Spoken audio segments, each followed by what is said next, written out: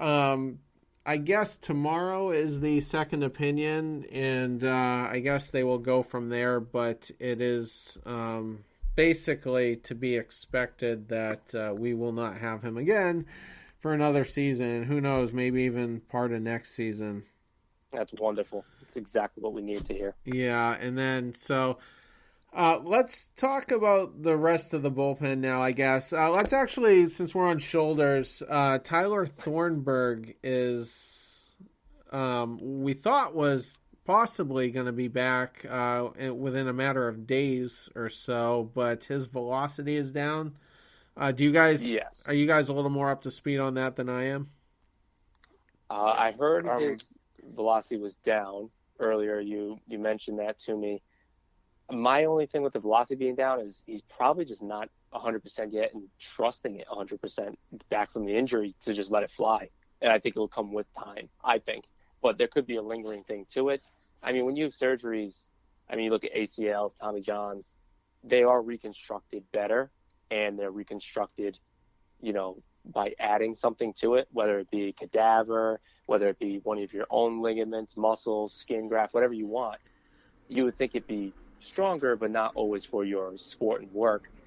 He just might never get that velocity back. And that's a very, crazy thing, but it might happen. At this point, whatever this organization tells me, I just add a month. Yeah. I like that. That's pretty good, actually. That's not a bad policy. Another curious thing with him, which kind of horrified me from the get-go, not that at the time I thought giving up Travis Shaw was a big deal. In hindsight, it was obviously fucking terrible, but Did you see his home run today by any chance?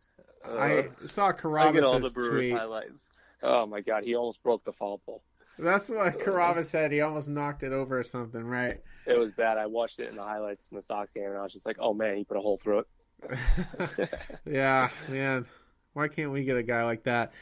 But anyway, he did have a partial tear of his UCL, I think, back in 2014. And when we acquired him in 2016, that was only 2 years removed from that. So, it's kind of, you have to kind of be worried about that as well. I know Tanaka has had the platelet injections like Thornburg did, but Ohtani did as well. Oh, he had platelet injections on his UCL? Yeah, because it came out when they signed him a little bit after that it came out that he has a grade 1 sprain on it, but the Angels knew about it going into it, and they said it would be fine because he was getting injections and taking care of it over in China. Okay. Well, apparently that's what scared the Rangers off of him a little bit, too. Yeah. Yeah, and they went through it with Darvish, so that's they know firsthand all about it. Yeah. Yeah, so that's just in the back of my mind too. I mean, the shoulder is obviously more complicated, but we only have him, I think, for this year and next year as well. So it's just, I'd probably be a raging head case at this point if I were him. I wouldn't have any confidence in my arm, based on what he's gone through. So I guess anything we get out of him is a plus. So we'll just have to keep an eye on how he progresses in his rehab starts, in the coming days anyway. All right, so let's get into the bullpen here. Kimbrel has issues with coming in with runners on base. He kind of needs a clean inning. He kind of hints at that.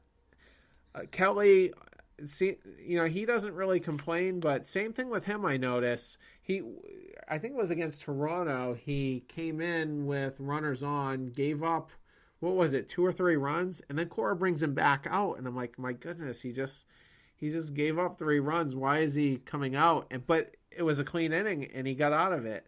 So it's like he did do that. It's kind of curious, and that's one of the frustrating things because Smith was starting to come into those innings and getting out of them. So we had a guy who could do it for a week or so.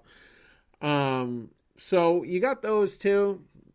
they're mainstays. They're pretty healthy. I think Kelly sometimes has issues going back-to-back days, but fairly solid arms.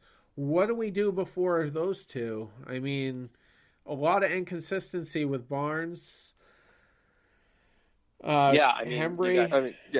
Hembry, Barnes. I mean, I think Barnes is your guy at this point. Hembry doesn't have the velocity that Barnes does. I think the velocity just trumps anything coming out of the bullpen, especially in modern day baseball where we are today with velocity and then the opposite of that, which is exit velocity and the angles and all that stuff. So I think Barnes is your guy. Hembry pitched pretty well tonight. Kimbrel gave up a home run tonight, but I mean, the guy he's got the yips, right? He just can't do it if there's, yeah. All right. So you agree. He's got the yips, and I don't know how he's going to break that. I think Cora will try to break that. I wouldn't be surprised. Up 5. Kimbrel hasn't pitched in 8 days. He'll be in the game, with a run around or something. The problem when you have the yips and you throw 100 is it goes out 115. Yep. It goes out faster than it comes in. Yeah, exactly. The harder you throw, the faster that it's going to come off the bat, and that's why he's giving up home runs. Oh yeah, it's the same. It's the same. It's the Chapman effect. Joe Madden ruined Aroldis Chapman. Ruined his arm. Ruined his confidence. Gave him the yips, and he hasn't been the same pitcher since he went to Chicago. I don't think that's going to happen to Craig Kimbrel. I think Kimbrel's arm's in better shape. He doesn't throw it 108, and just sling it. But yeah, bullpen now. He also has other pitches. Yeah, he does. Exactly. It's not just like 2-seam, 4-seam. That's it. I mean, you think that Thornburg coming back, if he comes back in, say, 2 weeks, that fixes everything, right? If he doesn't come back, you got Barnes, Kelly, and now our new guy that we traded for to complete the Devin Marrero trade, which his name is escaping me at the moment, right? Josh Taylor? Was it Taylor? No. He's going to Double-A anyway, I think. Yeah, he's going to work his way back up. He was doing all right in Advance A. He had more strikeouts than innings. I tweeted about it when the trade went through during the game. But yeah, we're in a little bit of trouble in the bullpen. Dombrowski doesn't think it is a problem, according to his quote, which is always great to hear. I think that's just posturing. Like, I'm sure he's shitting his pants every night, like the rest of us. Yeah, he's got to back his guys as much as he can, but doesn't make it any less of a situation, I guess. You wonder if he started picking up the phone just about anything, whether it's about Swihart, whether it's about he's got to be kicking the tires, anything. Right? On anything. I mean, you don't think Swihart JBJ for an 8th inning guy has probably been talked about right now? Probably. It has to be. Yeah. Who do the Twins have? They got anybody out there in the bullpen? They want a great defensive center fielder and a catcher? Well, they need a catcher after today. Yeah, Castro is gone for the year. Buxton, though, is there. Jason Castro. Yeah, I don't think they're going to be a dance partner if we're hoping to get a reliever, because I think they still expect to compete. The Indians, as of this morning, I haven't looked at any scores tonight, were 1 game under 500 and leading their division. So yeah, their division is atrocious, to say the least. They blew like a 5-run 9th inning lead yesterday. Oh, that's like their 5th blown lead of 5 runs this year or something crazy like that. Yeah, it's like they're bullpen good this year. Yeah, well, they got Andrew Miller just coming back from an injury, and he's not quite right. And I don't think they really replaced Brian Shaw, did they, after he went to Colorado? No, they didn't. So that's probably they're 500 on the dot right now. Yeah, I honestly picked the Twins to win that division. I liked a lot of the moves they made. Even with Santana being out, I like Lance Lynn has been a very reliable, middle of the rotation guy. Always in the upper 2s, lower 3s for ERA, and a really good finesse pitcher. And they got Jaco DeRizzi, Jorge Barrios is. Oh, Barreros is on. Yeah, a stud in the making. Stud. Yeah, absolutely. Actually helped me win my fantasy league last year. He's great. Yeah, and I just feel like they got plenty of pop. They added Addison Reed. They have Rodney. I mean, people either love him or hate him. Logan Morrison batting in the 7th hole most nights. The fact that you can do that is incredible. Right. And they're 18 and 21. Yeah, I just amazing. don't count them out. I mean, the Indians might win the division. Everybody thought I was crazy for picking the Twins, and they might, they might win it again. But I'm not counting the Twins out because I mean they're sick of not being competitive, and I just think Paul Molitor is too good of a manager for them not to, straighten out some of their weaknesses and. Yeah, they're going to have to win the Central, though, because they're not making the wild card between the Angels, Seattle, Boston, New York.